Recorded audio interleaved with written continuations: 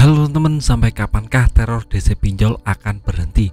Nah, pertanyaan ini banyak sekali ditanyakan oleh subscriber saya yang sedang melakukan galbay atau gagal bayar di pinjaman online. Jadi melalui video ini saya akan jawab pertanyaan itu. Nah, pertama-tama kita harus tahu tahapan-tahapan dari penagihan debt collector. Yang pertama, 7 hari atau 3 hari sebelum pembayaran biasanya akan ada telepon-telepon dari customer service yang menanyakan kapan bayar seperti itu ya teman. Itu 7 hari atau 3 hari sebelum hari pembayaran. Dan kalau umpamanya kita tidak dibayar, itu sampai seminggu atau 2 minggu itu akan ditelepon terus-menerus ya teman. Kalau juga tidak dibayar, maka 1 bulan atau 2 bulan akan ada debt collector yang akan menagih ke tempat teman-teman. Itu biasanya sangat masif sekali, sangat yang namanya agresif sekali menagih teman-teman. Biasanya langsung ke rumah, biasanya neror ke kontak-kontak, umpamanya kontak darurat itu juga bisa ditelepon untuk menanyakan kapan teman-teman akan membayar seperti itu teman. Ada juga yang mulai mencoba-coba untuk menghubungi kontak-kontak di nomor kontak teman-teman. Itu ada banyak sekali, biasanya dihubungi satu persatu yang bisa dikatakan dekat dengan teman-teman. Itu biasanya dihubungi untuk menagihkan pinjaman. Itu biasanya banyak sekali dialami oleh subscriber saya. Jadi dia punya kontak-kontak nomor telepon yang itu semuanya menghubungi dia suruh membayar padahal dia nggak memberitahu. Jadi yang namanya aplikasi pinjaman online itu juga bisa menyadap kontak, jadi teman-teman harus berhati-hati. Itu 1-2 bulan ya teman. Untuk yang 3 bulan sampai 4 bulan itu biasanya untuk intensitasnya sedikit lebih menurun. Yang biasanya telepon terus-menerus jadi tidak pernah telepon, biasanya 1 minggu cuma 1 kali, tidak seperti yang 1-2 bulan tadi bisa 1 hari bisa 3 kali 4 kali telepon terus seperti itu ya teman. Nah, untuk lebih amannya teman-teman bisa untuk ganti nomor WhatsApp terlebih dahulu, uninstall aplikasinya kalau niat memang untuk mau galbay ya teman.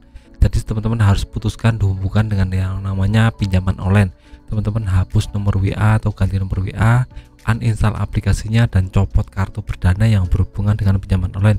Itu akan bisa membuat teman-teman lebih tenang dan lebih nyaman dalam hidup dan dalam bekerja.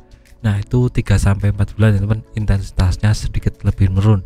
Nah, setelah lewat dari 4 bulan biasanya debt collector tidak akan menghubungi lagi ya teman. Biasanya sekitar 1 tahun sampai 2 tahun itu biasanya ada email dari pinjaman online menawarkan penghapusan pinjaman online melalui yang namanya diskon-diskon tertentu teman, seperti pemutihan dan lain-lain. Itu bisa teman-teman terima atau tidak tergantung teman-teman. Kalau teman-teman niat ingin bayar bisa teman-teman terima dan bayarnya cuma bayar pokok, tidak dengan bunga dan denda. Itu banyak terjadi dan sudah banyak dialami oleh teman-teman saya. Dia cuma bayar yang namanya pinjaman pokok, tidak dengan bunga dan dendanya. Jadi ini berlaku sekitar 1 tahun atau 2 tahun. Ini di pinjaman online legal ya teman. Jadi saya buat video ini khusus untuk yang galbay pinjaman online legal. Untuk yang ilegal itu nggak usah dibahas karena itu masuk ke ranah penipuan dan itu sudah resmi dilarang negara dan sudah diburu negara. Jadi jika teman-teman ada pinjaman online ilegal itu memang wajib digalbay karena itu sudah melanggar hukum ya teman. Nah, jika teman-teman sudah mulai yang namanya berani menghadapi debt collector, teman-teman coba saja untuk hadapi. Jangan takut, jangan pesimis, jangan yang namanya rendah diri. Teman-teman harus tahu jika permasalahan debt collector atau permasalahan resiko pinjaman online ini masih bisa kita tangani selama pinjaman online itu legal ya teman. Jadi nggak perlu takut, nggak perlu khawatir. Teman-teman harus tetap positive thinking dan coba untuk menambah yang namanya pundi-pundi income teman-teman agar nantinya bisa membayar pinjaman online. Nah, itu saja video saya tentang sampai kapan teror DC pinjol akan berhenti. Semoga teman-teman bisa tahu dan bisa memaknai video ini dan bisa mengambil pelajaran dari video ini. Nah, itu saja dari saya, semoga bermanfaat. Tetap semangat untuk kehidupan yang lebih baik.